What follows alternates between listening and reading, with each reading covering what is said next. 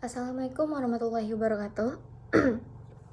Perkenalkan, saya Mustika Juliani dengan NIM 22004083 dengan Prodi Teknologi Pendidikan, Fakultas Ilmu Pendidikan pada mata kuliah Pendidikan Masyarakat. Nah, pada kali ini saya akan mempresentasikan hasil dari mind mapping saya pada pertemuan 7, yaitu mengenai pendidikan masyarakat yang terstruktur, terprogram, dan juga terencana. Nah, untuk pengertiannya, pendidikan masyarakat yang terstruktur, terprogram, dan terencana adalah proses pembelajaran yang dirancang secara sistematis untuk meningkatkan keterampilan, pengetahuan, dan sikap masyarakat di luar sistem pendidikan formal. Pendidikan ini disusun dengan kurikulum atau juga program tertentu agar dapat mencapai tujuan yang telah ditetapkan sebelumnya. Nah, untuk tujuan dari pendidikan masyarakat yang terstruktur, terprogram, dan terencana ini adalah yaitu yang pertama, meningkatkan literasi dan keterampilan masyarakat. Yang kedua, memberikan kesempatan belajar sepanjang hayat kepada semua kelompok usia, baik itu muda, tua, dan juga anak-anak. Yang ketiga, yaitu meningkatkan kesejahteraan sosial dan ekonomi bagi masyarakat. Yang keempat, mengurangi kesenjangan pendidikan dan juga sosial. Yang kelima, memberdayakan individu agar individu ini bisa lebih mandiri dan juga lebih bisa sendiri dalam menghadapi tantangan hidup yang akan dihadapinya. Dan juga pendidikan masyarakat yang struktur, terprogram, dan terencana ini memiliki beberapa bentuk-bentuk. Yang pertama yaitu pendidikan non-formal. Pendidikan non-formal ini pendidikan yang diselenggarakan pada di luar sistem sekolah formal seperti SD. Itu adalah sekolah formal. Nah, sedangkan pendidikan non-formal ini berada pada selain itu.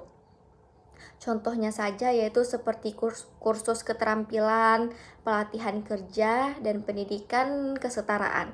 Yang kedua adanya yaitu pendidikan informal. Nah, pendidikan informal ini adalah pembelajaran yang terjadi secara alami dalam kehidupan sehari-hari masyarakat atau perorangan individu tersebut. Seperti mereka melalui pengalaman kerja, interaksi sosial, atau bimbingan dari keluarga. Itu merupakan bagian dari pendidikan informal. Yang ketiga yaitu pendidikan vokasi. Nah, pendidikan vokasi ini adalah pelatihan yang berorientasi pada pengembangan keterampilan teknis tertentu seperti pelatihan mekanik, tata boga, atau menjahit. Jadi pendidikan vokasi ini yang berpusat pada keterampilan. Contohnya itu ya seperti tadi, tata boga, menjahit, teknik, mesin. Itu merupakan bagian dari pendidikan vokasi. Yang selanjutnya yaitu pendidikan berbasis komunitas.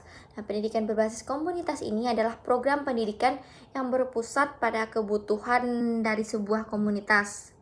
Ini kebutuhan dari komunitas tersebut, seperti penyuluhan kesehatan, pertanian, atau program pemberdayaan perempuan. Itu merupakan bentuk-bentuk dari pendidikan berbasis komunitas. Selanjutnya yaitu orientasi dari pendidikan ini, yaitu pertama kebutuhan praktis, menyesuaikan pendidikan dengan kebutuhan langsung dari masyarakat seperti pelatihan kerja. Yang kedua yaitu pemberdayaan. Pemberdayaan ini adalah meningkatkan kapasitas individu dan kelompok untuk meningkatkan taraf hidup mereka. Yang ketiga adanya yaitu partisipatif. Partisipatif ini adalah melibatkan masyarakat dalam proses pembelajaran dan pengambilan keputusan terkait pendidikan. Dan yang terakhir yaitu fleksibilitas. Fleksibilitas ini adalah program pendidikan yang dapat disesuaikan dengan waktu dan kondisi masyarakat. Jadi fleksibilitas ini adalah ini menyesuaikan dengan waktu yang ada. Jadi mereka lebih santai. Jadi selanjutnya yaitu adanya program keaksaraan fungsional. Ini merupakan contoh. Selanjutnya adalah tentang contoh dari pendidikan ini. Yang pertama yaitu program keaksaraan fungsional, yaitu pelatihan ini membaca dan menulis bagi masyarakat yang buta huruf. Contoh yang kedua yaitu pelatihan keterampilan kerja. Jadi pelatihan keterampilan kerja ini bisa seperti kursus menjahit, terus bengkel otomotif, atau pelatihan barista. Yang ketiga yaitu penyuluhan kesehatan. Penyuluhan kesehatan ini meliputi program edukasi tentang gizi, pencegahan penyakit, stunting atau kesehatan ibu dan anak. Dan yang keempat yaitu sekolah paket A, paket B, dan paket C. Ini merupakan alternatif bagi para siswa atau anak-anak yang tidak menyelesaikan pendidikan formal mereka, sehingga mereka bisa menggantikan dengan sekolah paket A, B, dan C ini.